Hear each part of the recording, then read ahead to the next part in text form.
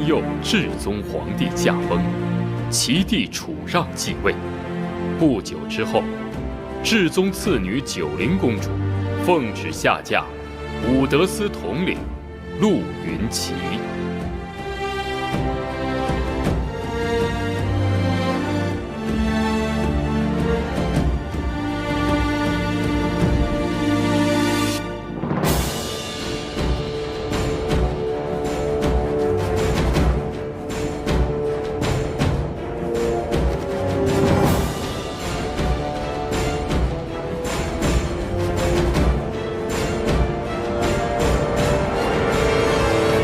参见陛下，吾皇万岁万岁万万岁！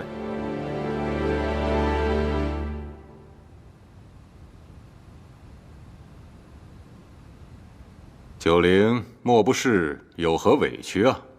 如此吉日，你这是怎么了？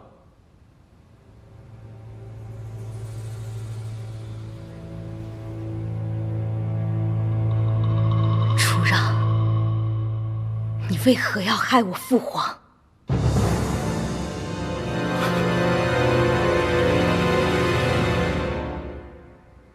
何出此言呢？我已经查明了真相，我父皇驾崩是因为惨遭你的毒手，手足相见，你真的好很多。太医院早有定论，皇兄归天乃是旧疾复发，你莫不是听到什么流言了？我父皇驾崩当日，你是不是去过御书房？你走了之后，我父皇他是不是因为旧疾复发不治归天？可是他的脖子上为什么会有相公的勒痕？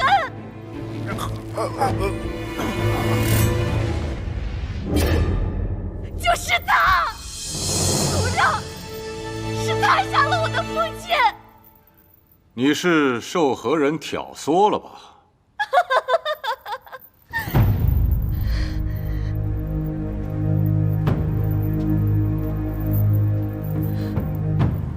你，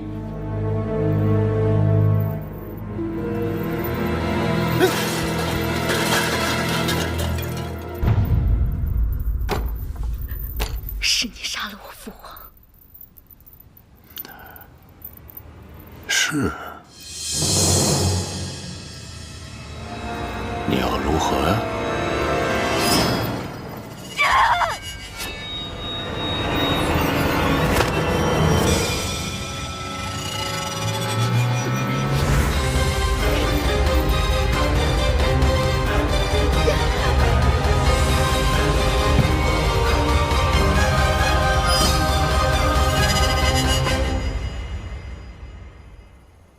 向九龄告密的人是谁？查到了吗？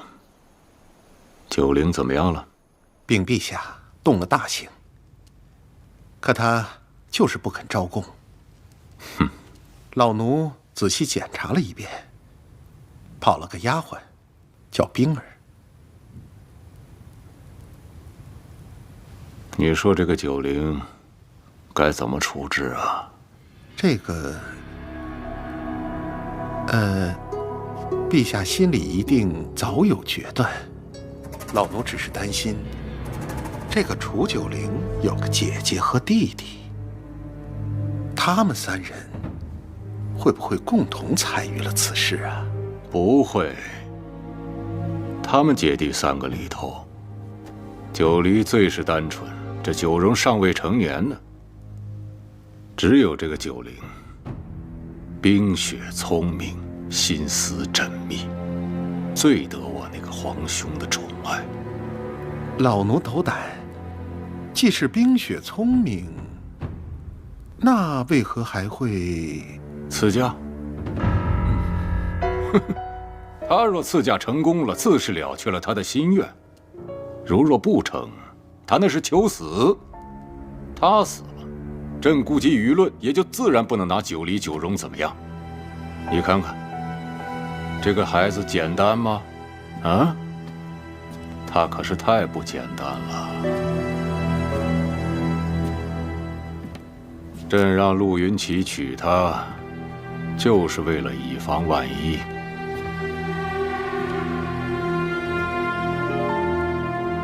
既然他不说，那就没必要再问了。老奴明白。这次可不要有人再跑了。老奴万死。楚九龄，起来吃饭了，吃完饭送你上路。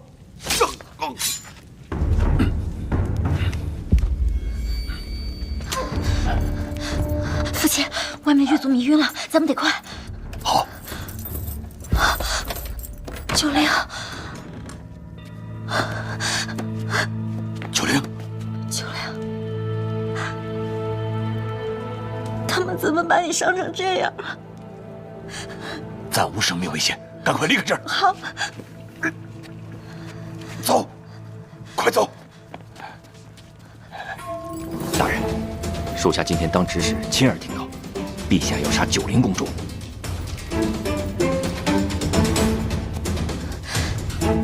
父亲，快些走！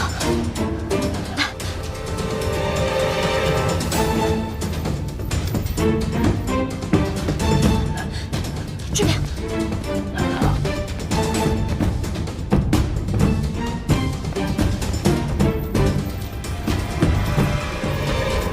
等等，父亲，乌德斯的人发现九龄不见，一定会搜查整个京城，到时候我们谁也逃不了。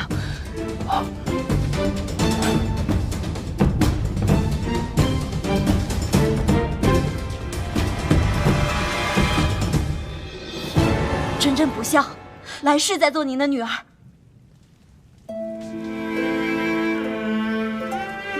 九龄，我们随父亲学艺数载，早已是一家人。先皇对君家恩重如山，如今能有机会报恩，是我君家之幸。你要替我好好活下去。遭追了！子良，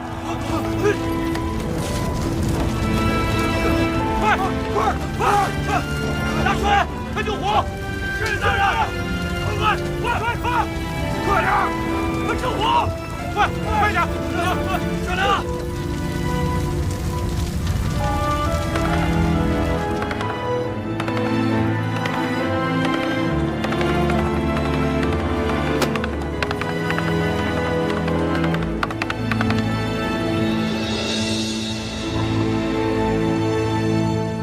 什么？九龄葬身大火？臣赶到的时候，已经来迟一步。那关押之处如何会走了水啊？是臣失职，臣一时不察，竟让公主纵火自焚。自焚？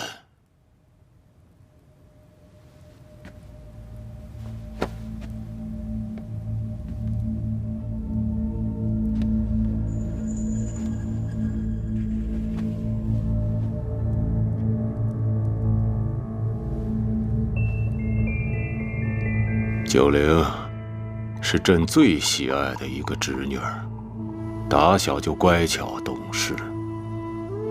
后来在宫外养了多年，却变得性格骄纵，竟然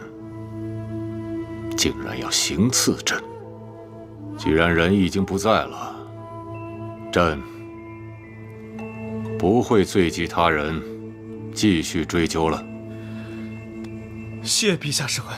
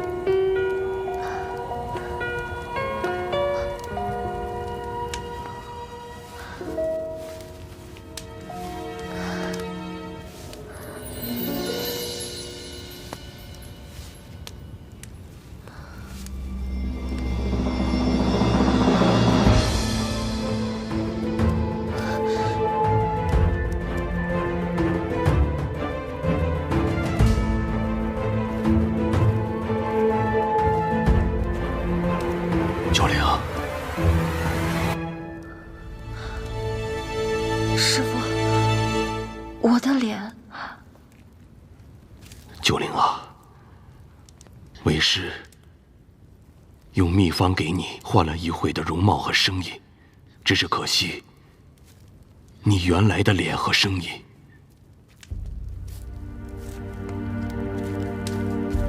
师傅，真真呢？真真她已经走了。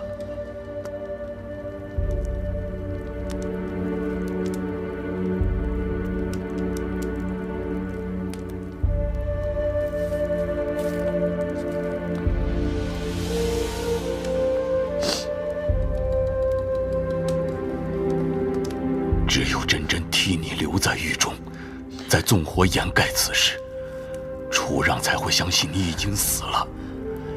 你秘密在我身边学医的这些年，也是我和真真最快乐的几年。先皇对我有恩如天，你落难了，我和真真岂会袖手旁观？九灵，我们君家是自愿报恩的。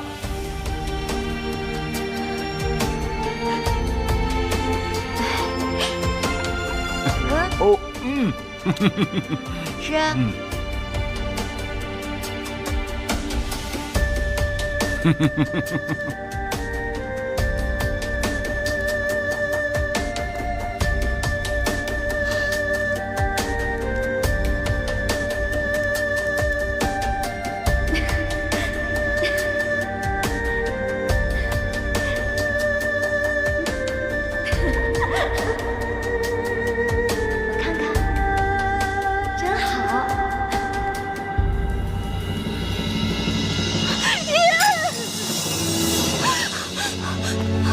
我要去找真真，我要去找真真，你让我去找真真。九灵，你要好好活着，不要辜负真真的一片心意啊！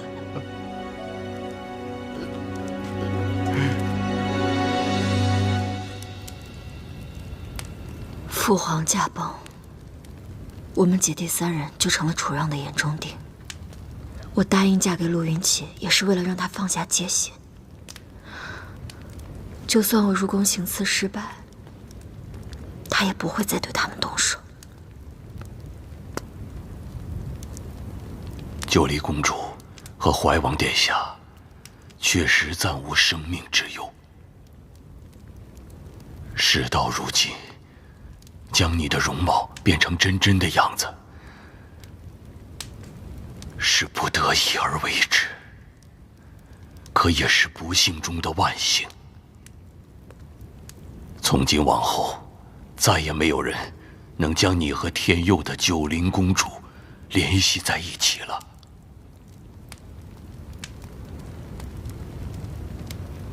师父有所不知，父皇的贴身侍女曾经告诉我，父皇是惨死在楚让手中。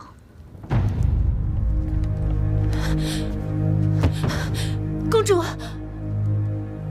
冰儿，你去哪儿了？所有人都在找你。公主，奴婢冰儿有要事回禀。先皇骤然驾崩前，陛下曾带着陆统领秘密入宫，而且与先皇发生过口角，争执得很厉害。争执？他们因何事而争执？奴婢不知争执原因，但我亲眼看见，先皇驾崩后脖子上有勒痕，绝不是太医所言旧疾复发。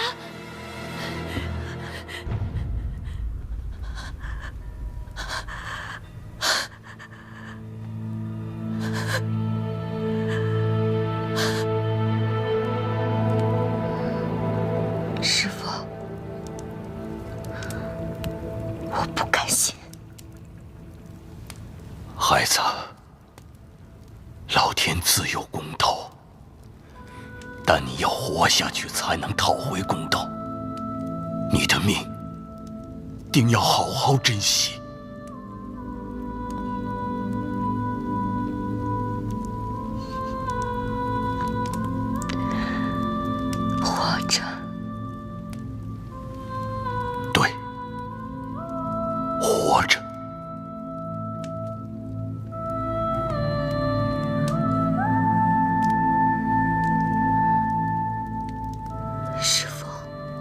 你因为我失去了女儿，以后我便是君真真。我要替真真坚强地活下去。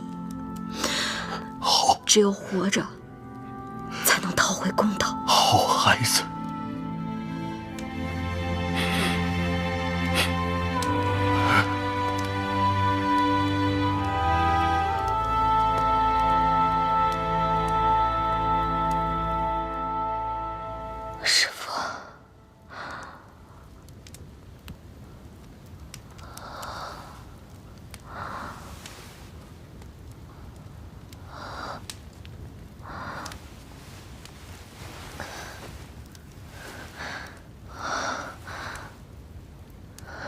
师父，师父，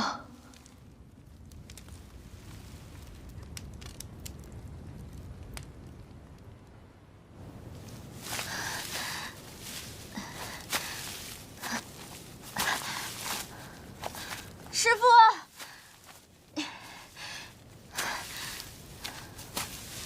师父，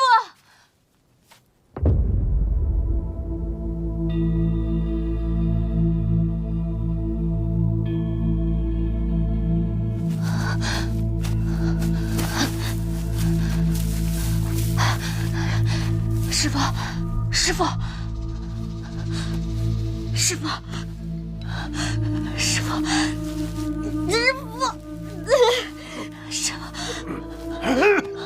师父，你醒了！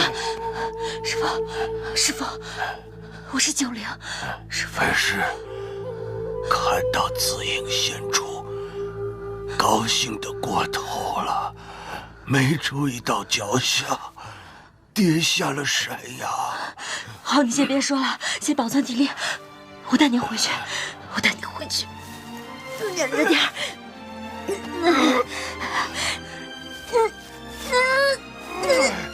九灵，师父，没用的。来人！九灵，来人！九灵，这是我们君家祖传的玉佩，你拿好了。你记住，以后你不再是楚九灵，你就是君真真。我不，我谁也不是，我只要师父活着，你听到了吗？师父，如今有件事必须交代于你。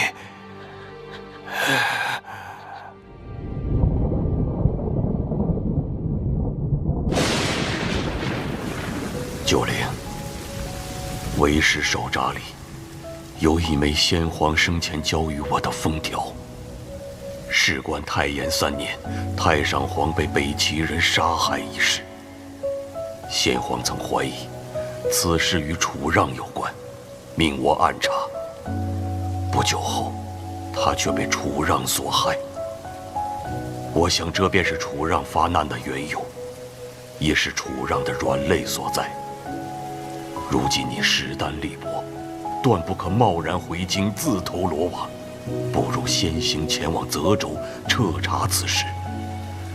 真真的外祖方家在泽州家大业大，是你最好的安身之所。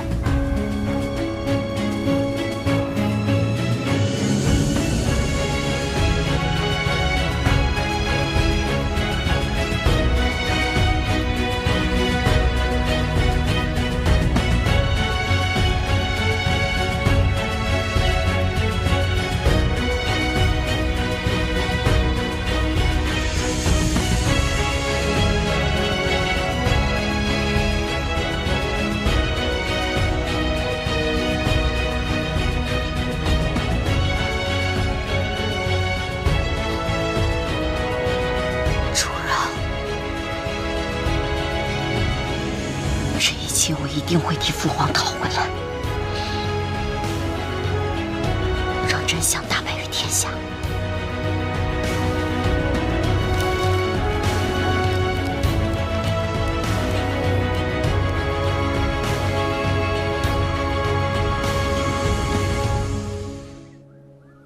往南10里的碧云坡客栈，汝南老宅的丫头柳儿，在那儿等你。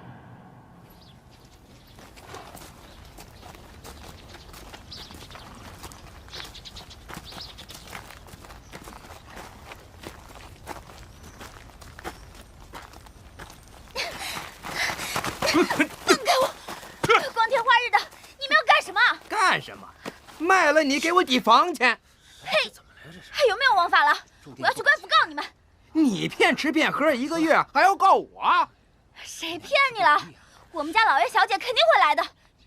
要不是我钱袋被偷了，谁会欠你们房钱啊？对，编，你接着编，我听了多少遍了都。你家老爷小姐什么汝南君家华佗在世，让你在这里等他们。开始就不该相信你，你个乡巴佬！我们家老爷就是神医在世，就是让我在这儿等，他们肯定会来的。他欠多少钱，我还。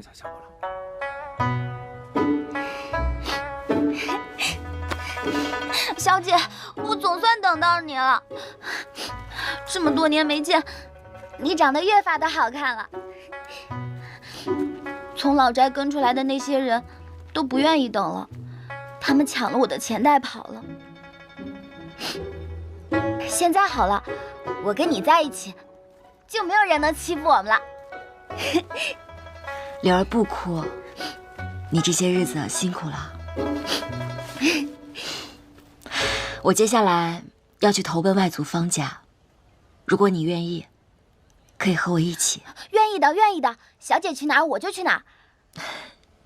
只是，那方家是商户之家，我怕您去了泽州之后会觉得委屈。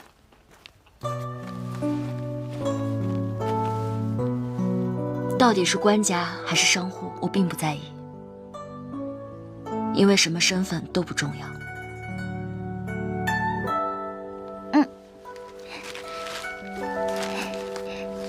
你快吃吧，我不饿。多吃点，吃完我们动身去泽州。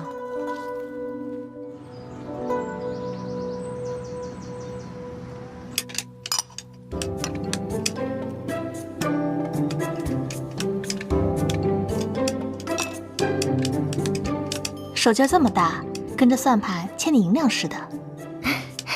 我打小就没个轻重，妹妹又不是不知道。德胜昌的算盘都被我打烂多少个了，不差这一个。大小姐、二小姐，家里来客人了。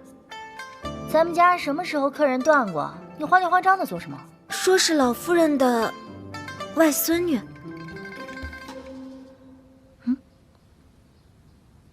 祖母什么时候有个外孙女了？我怎么没印象？我好像听母亲提过，但是已经很久不来往了。很久不来往的人突然找上门，肯定有事儿啊！走，看去。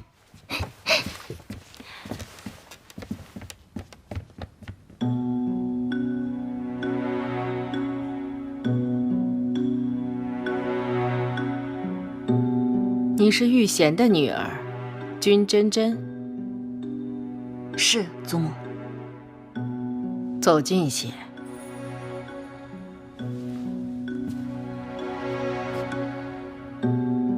你长得并不像玉贤，兴许像你的父亲。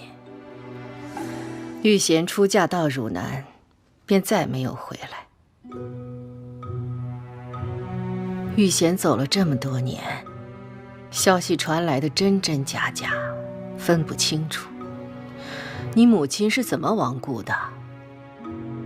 母亲走的那年我才3岁，她是不幸感染了风寒，治了大半年也没好。没熬过那年冬天便走了。祖母啊，姑母的事儿咱们都不知晓啊，她这空口无凭的，怎么能认定她就是君家的孩子啊？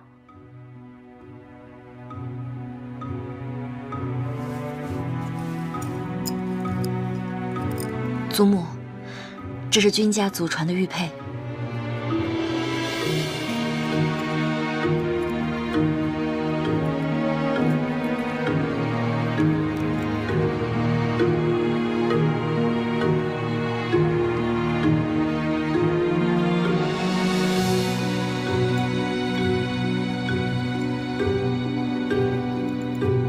珍珍，不是舅母苛责，你也说了这是君家的玉佩，你还有没有别的物件？比如你母亲的东西，或是汝南的文书之类的？切，果然，又是一个来方家混银子的。姐，你就少说2句吧。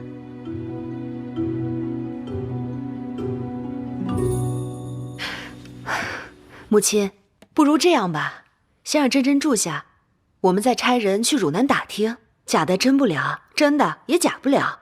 若是这样对峙下去，怕是会寒了孩子的心啊。那就先住下吧。锦绣，你派人到西阁的院子打扫打扫，你们大家也都下去吧。我再跟他聊聊。是。玉贤离家的时候什么都没带，就带了一个镯子，那是我传给他的。他很喜欢这个镯子，出嫁前他经常开玩笑说要把这镯子留给他孩子。这镯子他留给你了吗？母亲走的时候，父亲难过不已。那只镯子给母亲陪葬了。你还记得那是一个什么镯子吗？老夫人的首饰多为翡翠，想必她是偏爱翡翠的。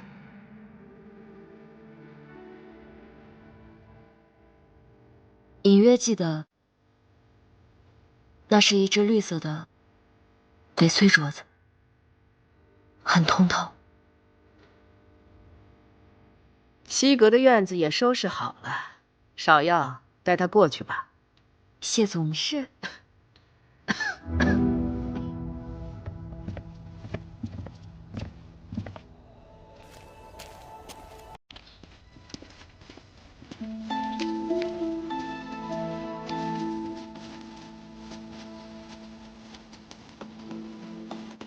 方才不过是落脚方家的第一关罢了，但要想在这里真正立足，并非易事。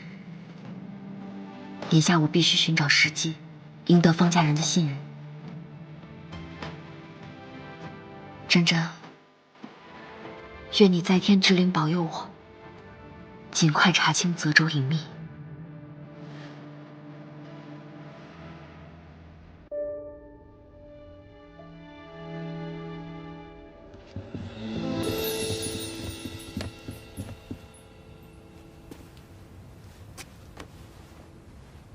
凑合住吧，反正住多久也不一定。珍珍，姐姐就是这样的性格，你千万别往心里去。什么珍珍啊？等确定了身份再说。你现在可别乱人亲强。走走，给脸不要脸。柳儿，你说什么？你再给我说一遍。你好了，柳儿，别再说了。小姐喊她一声姐姐，自己偷着乐就是了。谁愿意认你们这门亲戚？好没规矩啊！有什么样的主子，就有什么样的丫鬟。谁没规矩啊？有些人就得骂，好好说话。你说什么？好了，姐，柳儿别再说了。姐，咱们先回去吧。姐姐默契是真正教导无方。我们先走了，走吧。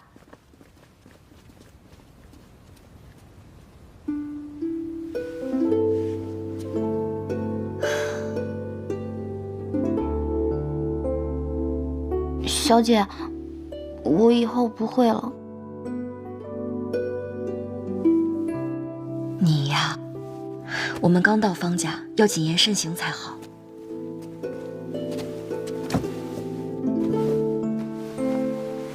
有些人呢，说话难听，不见得不是好心；有些人说话好听啊，也不代表他没有坏心。什么难听好心？好心又不分，小姐，你把我给绕晕了。你渴了吧？我给你找杯水喝。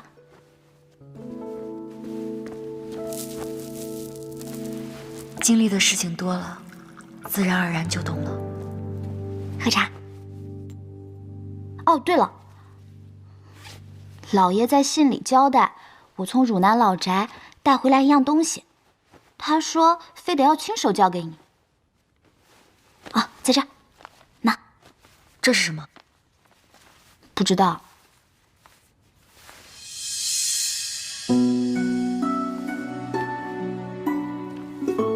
这写的什么呀？如此重要。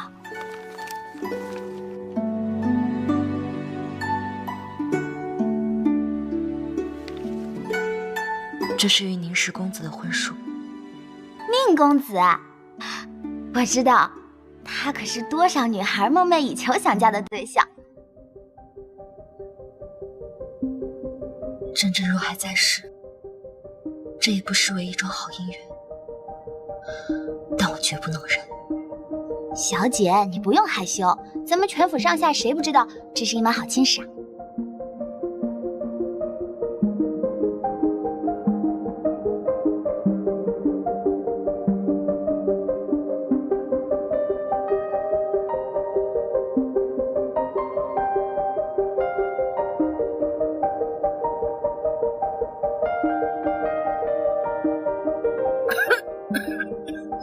祖母，今天厨房做的这道菜不错，您多吃点。祖母若是今日咳嗽呢，就少吃些油腻的，多吃清淡一些比较好。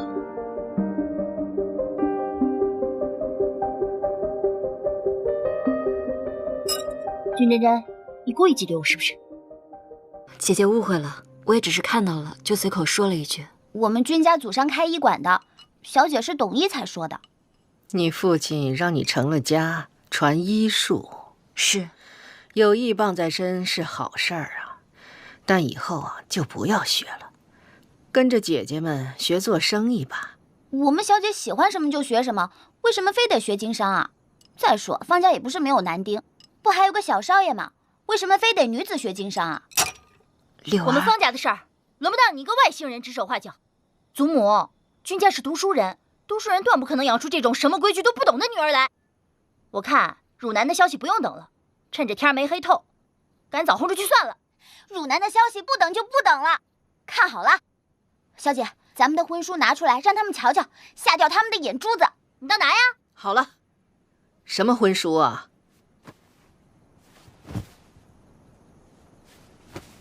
你倒是拿呀！怎么，人是冒牌的，婚书也是冒牌的？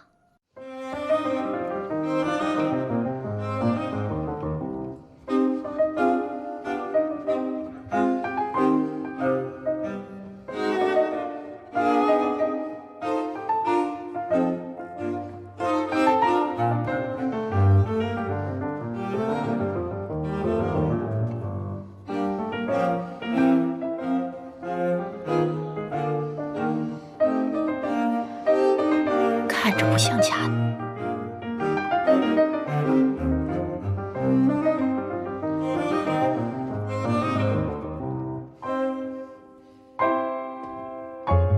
你跟宁家定了亲？是。早就该把婚书拿出来，免得让家人误会。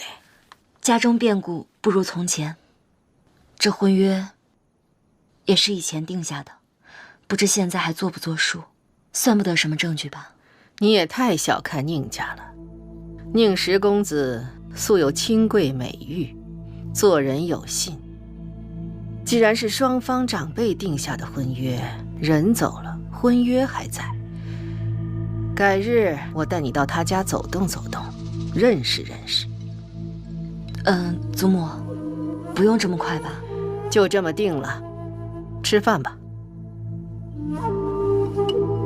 真真，你尝尝这糟煎白鱼，是泽州的特色菜，在别的地方尝不到的。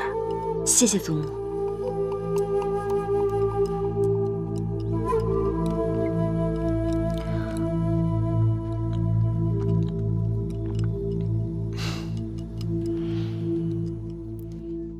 君真真，收拾你的东西，滚回汝南去！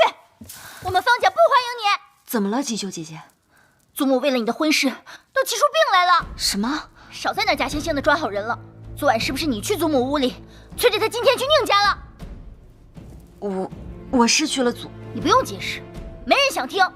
为了你这门破婚事，祖母被宁家的那对母女嘲讽得心口疼，回来差点晕过去。你要是还要脸，现在就给我收拾东西，马上滚蛋！快点换水！你别进去，你还想把祖母气成什么样啊？瞧完了吗？瞧完了赶紧走，别再眨眼。大夫，如何了？从脉象上来看，老夫人乃是急火攻心所致。祖母是心病，还需要心药来医。宁夫人，坐吧。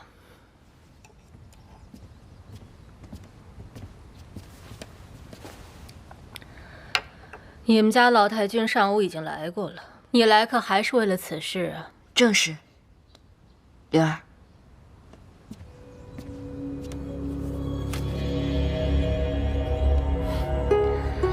这婚书不是我不认，只是我们家老太爷从来就没有提过这件事情。再说了，老太爷已经驾鹤西去，就凭你的一面之词，我很难相信。您不知道，不代表他没有。这婚书上明明白白有着老太爷的签字，这总错不了吧？结亲是结亲，可不是结仇啊。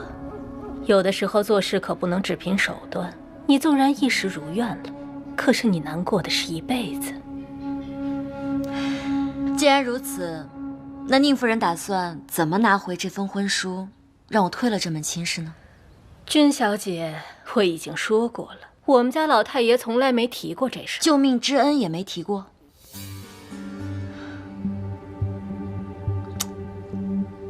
宁老太爷不该是这样的人呢。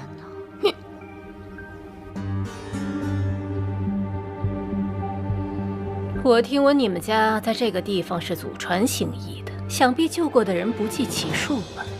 不知这救命之恩得了多少人以身相许呀？君家治病救人，有钱的收钱，没钱的就罢了，这是医者的本分。但是被救治的人，有钱的给钱，这是本分；没钱的给尊重，这也是本分。是。该给钱的给钱，该收钱的收钱。可是人家子女的婚姻大事可不是你要挟的筹码，这可是一个人一辈子的命。可宁老太爷没给钱。你胡说！我祖父才不是这样的人。哎，当初宁老太爷说回家拿钱，但是我祖父再三不肯。但是宁老太爷又碍不住面子，不想欠人情，于是当下定下这门亲事。宁夫人，这门亲事你若认，它便是婚书；你若不认，它便是欠条。你什么意思啊？你们给了这治病救人的钱，这婚书便收回去，大家两不相欠。母亲，把钱给他，打发他，让他快滚。好了，你出去吧。母亲，出去。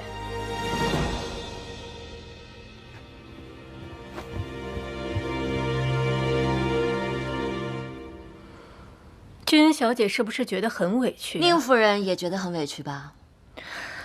是啊，我这做母亲的耗费心血如珍宝般养大的儿子，突然之间被恶狗咬了一口。